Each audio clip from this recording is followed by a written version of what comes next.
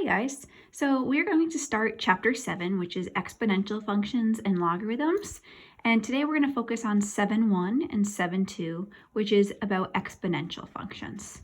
So let's start with identifying what an exponential function is and look at their graphs. So an exponential function is in the form of f of x equals b to the x. So notice here, the variable is the exponent this time. Okay, our base will be a constant and our exponent is the variable. So there are two important things. We either have exponential growth or exponential decay. So if that base value is larger than 1, this will be exponential growth. And if the base value is a fraction between 0 and 1, then we will have exponential decay. Okay, and we will look at the graphs of what that will look like, but either we're going to grow really fast or decay very quickly. So let's talk about some important characteristics of exponential functions in their graph. Our domain, the good news here is pretty straightforward. Our domain will always be all real numbers. Okay, or from negative infinity to positive infinity. And this is because if we have an exponential function, we're looking at what can we plug in for x? Will there be anything that's undefined? And there won't be, right? I can plug in positives, negatives, fractions. It's okay to have exponents of all types like that. So our domain for exponentials will always be all real numbers, or in our interval notation, negative infinity to infinity. Now, another characteristic that exponentials have are a horizontal asymptote. And what an asymptote is a line that a graph approaches but never passes through. In this case, it'll specifically be a horizontal line. So it's a horizontal line that the graph approaches but never passes through.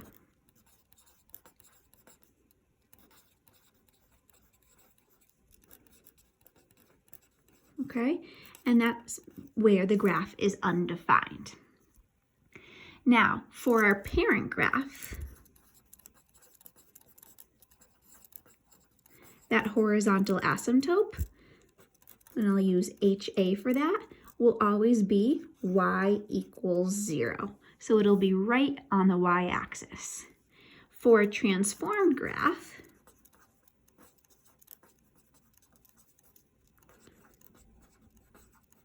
the way we're going to find that is by identifying the vertical shift.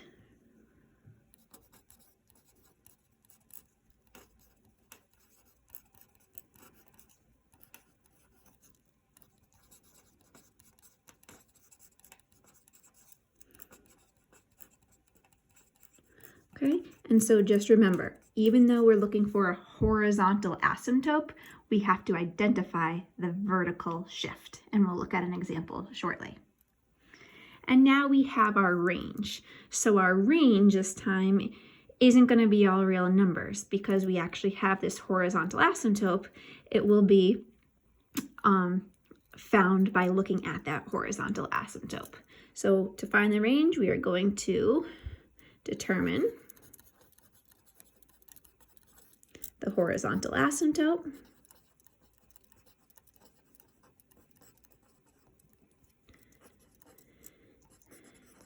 And then the graph will either approach infinity or come from negative infinity from there. Either positive or negative infinity. Okay, and so we will look at an example now. So this first one is a parent graph. And it's a parent graph because, as you can see, all I have is a base to the exponent. So I don't have any pluses, minuses, a negative out front for reflection, okay? All I have is a base to the exponent. So to graph a parent function, we can simply find a table, okay? And so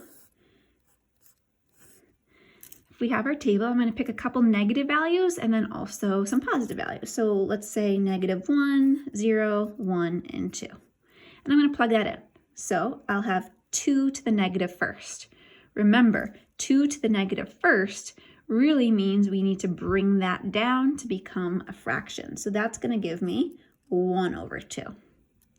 2 to the 0, anything to the 0 power is 1. 2 to the first is 2, and 2 squared is 4.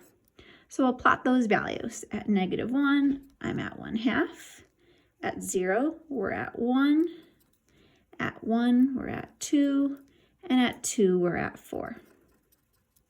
Okay, so now what I'm going to do is I'm going to connect these. But before that, I'm going to also identify that horizontal asymptote. And that horizontal asymptote is going to be right at 0. And that's because this is a parent graph. There's no transformations. So my horizontal asymptote will be y equals 0. So I'm going to draw a dotted line at y equals 0. And then I'm going to connect the curve. Recall, we cannot go through that asymptote. The graph approaches it. So we have something along the lines of this. Okay, now let's ask ourselves, why is there that asymptote? Well, no matter what, whether I plug in a positive or a negative value here, it's never going to make the graph be negative, right?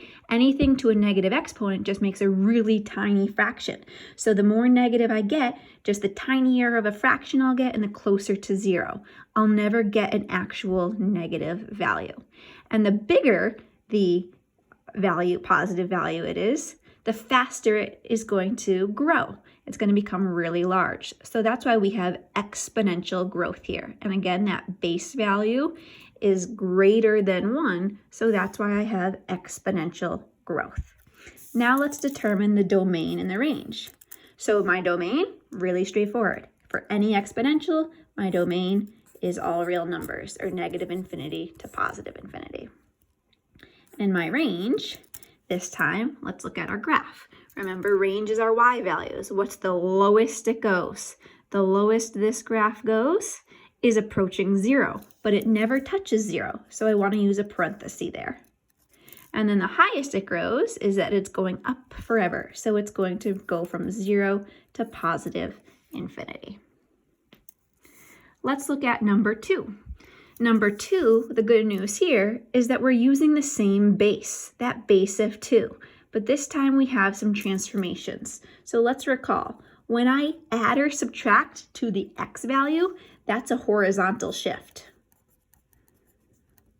Okay, and for this one specifically, we're moving to the right 3. This -2 is our vertical shift. And it's going to, since we're subtracting, it's going to move us down 2. So what you can do from here is you can do test points again, or we can just take our points that we had and actually shift them. So if we look here, the first one that we had was at -1, 1/2. So if I'm at -1, 1/2, I'm going to move to the right 3, 1, 2, 3, and then down 2, 1, 2. The next point I had was at 0, 1. So I was at 0, 1, but I'm going to move to the right 3 and then down 2. Then we had 1, 2. So 1, 2, move to the right 3, 1, 2, 3, and down 2. And lastly, we had 2, 4. 2, 4, move to the right 3, and down 2. Now I'm going to connect those dots, but let's recall here what my horizontal asymptote will be so that I make sure to draw the curve correctly. The horizontal asymptote will be based upon your vertical shift. So what happened to this graph? We went down 2. So instead of the horizontal asymptote being at 0, it's shifted down 2 units. So it's going to be at y equals -2. And you can see with that point, we were getting close to -2, but we didn't actually hit it. So now draw in that asymptote, And now I will connect my curve. Remember, we are approaching that asymptote, but we are never going to cross it. And again, our exponential growth, but just shifted from my parent function. Okay, now let's take a look at two other examples. In this case, if we look here, notice my base value. It's between 0 and 1. So we're going to have exponential decay here.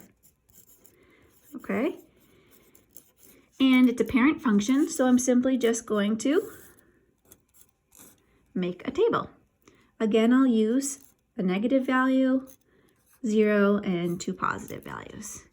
If I plug in -1, remember that's going to really flip everything. So the 1 would come down and the 2 would come up, so it would give me +2. If I plug in 0, anything to the 0 power is 1. If I plug in a 1, 1/2 to the first power is 1/2. And if I square this by plugging in a 2, I get 1/4. So now I will plot those points, -1, 2, 0, 1, 1 1/2, and 2 1/4. Again, it's a parent function, so I'm going to approach the x-axis. My horizontal asymptote will be right at 0 because no matter what I plug in, I'm never going to get a negative value. And so now I will connect these, and you can always do more points to make a more efficient curve, but picking at least 3 to 4 points is best. So now that horizontal asymptote is at y equals 0. Our domain is going to be all real numbers, and our range is going to be from 0 to -infinity. Because again, the lowest I go is 0, the highest is +infinity. Okay, I'm going to let you try this one on your own. In this case, the base is different, so you can use a table of values, but remember we have a bunch of transformations. The 2 is a dilation, right? It's going to be a stretch. Our +2 moves it to the left 2 units, and our -3 moves it down 3. Because it's a fraction between 0 and 1, I should expect exponential decay. So try that one out on your own.